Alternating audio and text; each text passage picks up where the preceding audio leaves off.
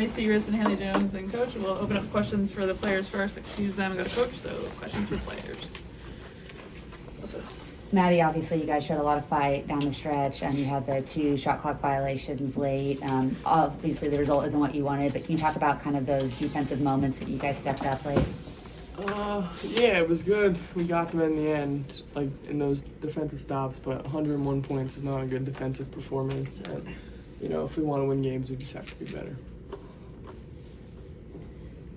Obviously, no Paige tonight is kind of a factor, but would you talk about what she has meant to this team as a rookie, the way that she's been able to help lift this team? Me? Either, yeah. Yeah, I mean, I think what Paige is doing, if she was an 8th-year player, would be amazing. And to come in right off the college season and be able to do this is just so impressive, and it just speaks volumes, you know, to the type of player, type of person she is. She really makes people around her better. So obviously we missed her tonight, but yeah, hopefully we'll get her back. Drake? For either of you, just another 2 injuries in this game tonight. What's the feeling like right now? Just in the locker room, just continue to deal with that. Yeah, I think throughout the entire season, with the ups and the downs, the team, we've never had a problem with having that connectivity within the locker room. So I think that it's hard to see 2 teammates go down, especially in the fashion that it happened. But I think that we're going to do what we've been doing all year, and it's always just next man up. And nobody cares on the other teams. When people get hurt, you have who you have. And so, you know, we're wishing them the best recovery possible. But yeah, we're still going to show up Friday night and play with what we have and do what we do. Haley, kind of to build on that, you know, you're a player that came in on a hardship and a starting role. Grace is a player that came in on a hardship and a starting role. Amy's come in and she's had back-to-back double-digit games. What does it say about kind of this program for players to be able to come in, have an impact, and like you said, for you guys just to keep fighting and have that next woman up mentality? Yeah, I'd like to think they picked good pieces. I'd like to think I'm one of those. But yeah, I think it just speaks to like the culture that's here, like I talked about in the locker room and with the staff. Like they come in and they instill you with confidence and they want you to play your game and do what you do because that's why they brought you in here. So I think that everybody that's come in has done a really good job of coming in, being aggressive and finding their moments. Especially Amy in these past 2 games has done really well. And I think that also they've picked good people off the court as well, like just coming in and being a good teammate. And I know when I first got here I didn't really touch the court the first few games, but like it didn't matter. It's always just being a good teammate, finding your opportunities, and just staying ready. Great. Haley, Connecticut had a 62-40 advantage in the second and third quarters. Just what were some things they did kind of that middle portion of the game to create separation? I think one thing we did so well at the beginning of the game was the way that the ball moved, it popped. And we got a lot of good things playing off the second and third swing of things. And then I think that defensively just came out with a really good edge. And I think you saw that in the first and the fourth. But I think it was just those 2 things. Once they made their run in the second quarter, I think we fell back into old habits of getting to one-on-one ball and the ball started sticking. And that's why we weren't getting as easy of looks. And then defensively, I just don't think we made it tough enough in those second and third quarters. And then that took away a lot of our transition, which we were doing so well at, and getting those stops. And they're a huge offensive rebounding team, and I think we did a pretty good job with that. But, I mean, they were just making easy shots around the rim, getting downhill. There were a lot of gaps for them to attack. So really just keeping that same intensity throughout all 40 minutes. Anything else for players? Dorothy? At this time of the season, kind of, you know, winding down this entire season, you still have a few games left. How do you keep your motivation each and every day to keep going out there and basically doing your job? This is for both of you. You can go first. Okay. I mean, I think you're right. Like, it's our job, and it's also something that we love. We're blessed to be able to play the game of basketball as our profession, and so we come out every day. And even though like we're not going to make the playoffs, there's still things that we can fight for. And I think that Chris has talked a lot about, like, we can play spoiler for a lot of these teams, like 7, 8, 9, 10. They're all really close in records, and we play a lot of them. So we can play spoiler, we could be the bad guy. We can also think about building for next season, and we're kind of buying into a young core here. So showing that we have something here is really big. And I think it's also a pride thing. Like, we're not going to come out and roll over. All of our games are right there. It's just the little things, those little lulls. So I think just proving to ourselves that we can compete in this league, and we have a lot to grow on. So, yeah. Thank you. Just, Haley, I'd like to talk just a little bit about the way that the fans in this building you were down big, you fought back, you made it. Like, these fans are here behind you no matter what. That's got to feel good as a player. It definitely does. I think that the fans here in Dallas have really embraced this team in this season with all the ups and downs that we have, and they've embraced all of us new people as well. So to hear them be in it every game, winning, losing, whatever it is, I think it just speaks to the fan base here in Dallas, and they're really excited for us and the bright future that I think that we have, and I think they see that we have a future. So I'm excited to have them, and also like all the new fans that are continue to come as we continue to grow.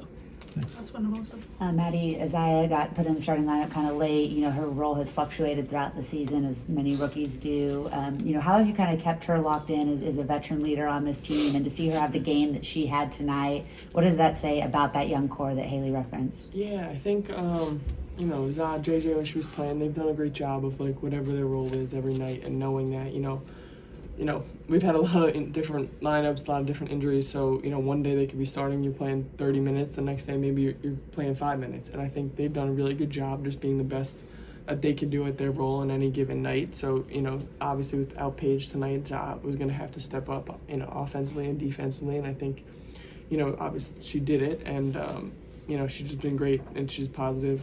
She's been so positive with whatever that role looked like every single night, just trying to be the best, she could be. Ladies, thank you. Thanks.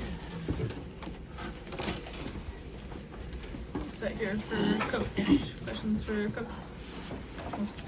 Coach has obviously at this point have a lot of experience identifying hardship players and finding players who are available, unfortunately. But you seem to do a really good job of bringing in the right people, like Haley was saying. What is that process kind of like, and how have you kind of managed those players and see why are they thriving, I guess, in these roles? Yeah, I think all credit to the front office there, right? With Kurt and Travis and Jasmine Thomas, I think they do a tremendous job of identifying talent, and more than that, just beneath the talent, are they a good culture fit? And then I just appreciate that there's so much collaboration between the front office and our coaching staff, so that when we are talking about these player personnel decisions, we're really trying to get a full picture and seeing how they fit. And so we've made some good picks here, and again, like, you don't just I want everyone healthy and back and feeling good, but with all that comes opportunities for these players, and we've been lucky to add some really tremendous women to our roster, and just happy for them that they've seized all these opportunities, right? So whether it's to continue to be with us or even for them going in the future, right? Who knows what's going to happen in the off season, but just extremely proud that we've shown that we can help people. Grant? What did you see defensively for Connecticut to hit that 101 point mark? Yeah, I think transition first and foremost. I think they really at times just were running at our backs, and credit to Lacan there. Like, she just pushes their tempo and gets them up the floor, and so I thought, one, just their transition attack early. Obviously some tremendous players one-on-one with Tina and Mabry, who are always a handful that way.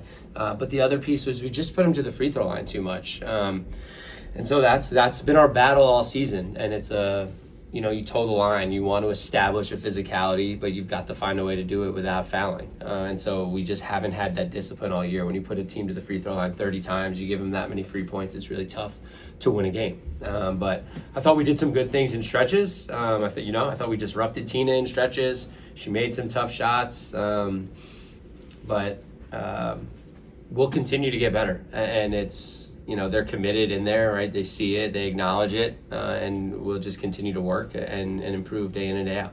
Rashawn? Just if you continue to elaborate on the Wings defense, how you were able to keep it within 2 or 3 possessions. Yeah, I mean, credit the resilience, right? The resilience to continue to stay engaged and connected.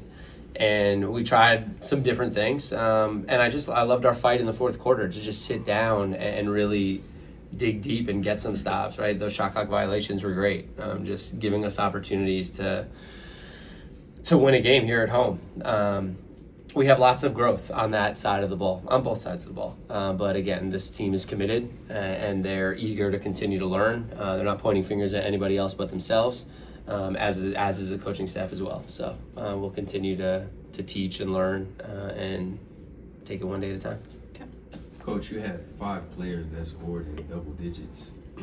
With Paige and Enrique out, 2 of your big time scorers, how did you feel about the balance on the offense? Yeah, I thought it was great. I thought early on, especially, like the ball was just moving side to side when we got stops in the first and the fourth, where we could run and play in transition. But that's good. Like when you get that kind of balance, you get Haley rebounding and pushing the break and playing coast to coast, right? Maddy, inside out game just is so efficient around the rim, whether it was against Morrow or if she had guards down there, continuing to find her touches there. Za was a plus, bringing her in off the bench. Just so hard when she plays downhill. So there was good balance all the way around. Maisha comes off the bench, plays downhill hard into the paint. Amy now spreading the floor, being extremely efficient. So there's some good pieces there. And they were incredible, these two speaking, right? Haley spoke to it too, right?